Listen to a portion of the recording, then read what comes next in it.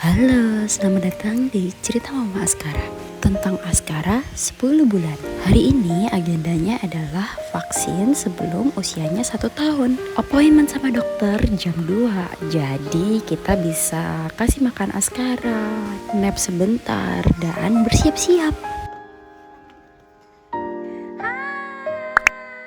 Kebetulan hari ini papanya libur, jadi ikutan jemur Askara. Kalau sama mamanya membiarkan Askara untuk mengeksplor alam, tanaman, bunga. Kalau papanya membiarkan dia untuk digendong di depan. Setelah cukup untuk berjemur dan sedikit panas, pasti Askara sudah lapar banget dan ini saatnya makan.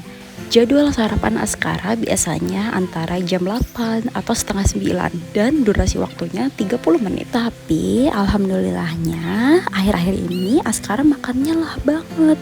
Jadi makannya cuma 5 menit, 10 menit sudah habis. Nah, kalau yang terlihat ini Askara lagi minum vitamin. Jadi kalau misalnya sebelum makan dia minum vitamin zat besi. Dan dokternya juga ngasih vitamin setelah makan, yaitu vitamin D3. Katanya bahaya banget kalau bayi kekurangan zat besi atau kekurangan vitamin D3 karena bisa menurunkan imunitas. Begitu juga orang dewasa. Tidak cukup berjemur di bawah sinar matahari untuk mendapatkan vitamin D dalam tubuh. Jadi, tubuh membutuhkan suplemen makanan vitamin D.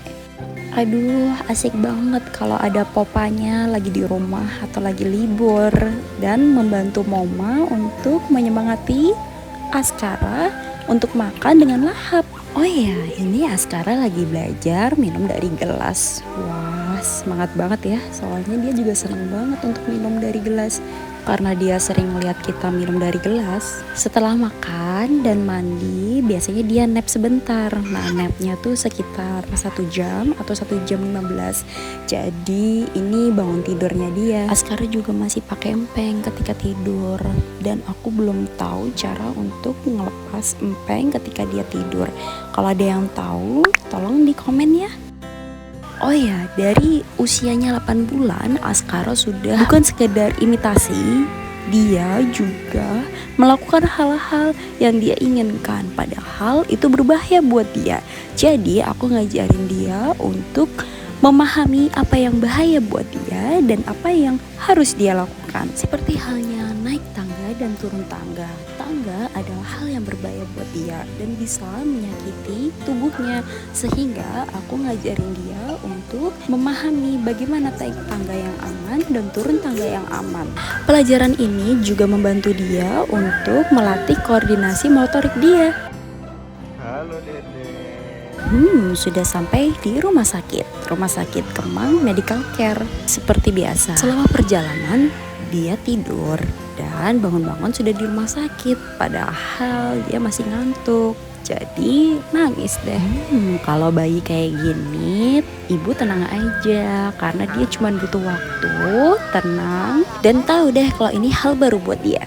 Kita sebagai orang tua hanya bertugas untuk menghibur dia dan memberitahu dia bahwa ini hal baru dan dia boleh mengeksplor hal-hal baru itu. Di usianya 10 bulan ini, Aska juga mulai berdiri-berdiri, merambat, minta dititah, dan aku berusaha untuk mensupport dia sesuai dengan kebutuhannya dan keinginannya juga. Jika dirasa Askara belum mampu untuk melakukan hal-hal yang belum sanggup ia lakukan, aku tidak akan memaksakannya atau berusaha sekali untuk menstimulasinya, karena menurut aku perkembangan Askara harus sesuai dengan kebutuhannya. Wah, ini pelajaran banget sih buat aku sebagai mamanya Askara untuk tidak membanding-bandingkan Askara dengan perkembangan anak lainnya. Selain mengajarkan Askara untuk tidak memaksakan sesuatu, aku juga belajar banyak tentang ini untuk menjaga mental mama. Walaupun berpegang teguh terhadap tidak membanding-bandingkan satu anak dengan anak lainnya, tapi seorang ibu harus tetap memperhatikan milestone apa saja yang sesuai dengan usia anaknya.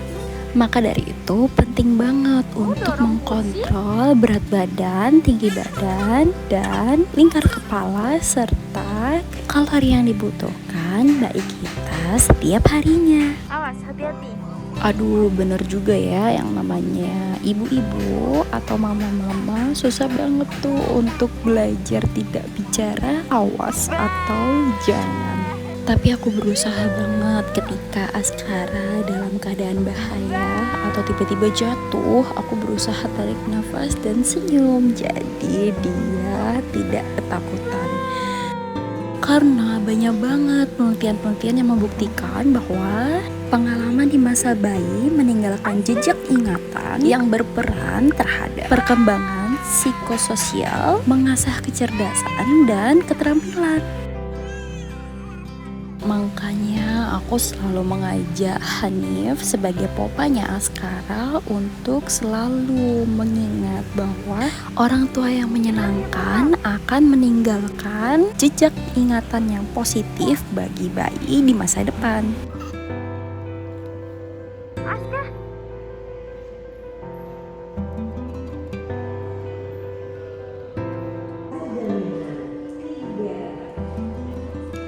Walaupun terlihat banget ya Popa Askara yang mati gaya untuk menghibur Askara tanpa megang gadgetnya. Tapi perlakuan Popa Askara atau bapak-bapak yang seperti Popa Askara seperti ini juga perlu diapresiasi, Mam. Walaupun capek di kantor, banyak pekerjaan, banyak meeting, tapi ketika sudah berhadapan dengan bayi, pasti bayi itu berharap untuk diajak main dan diajak aktivitas yang menyenangkan.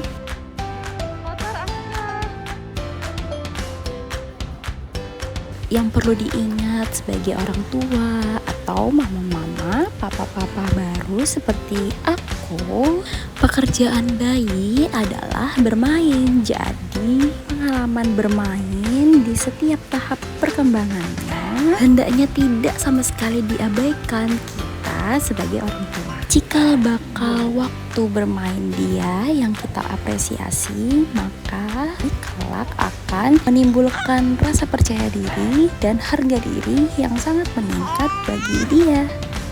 Yeay, saatnya pulang dan sekarang sudah ngantuk.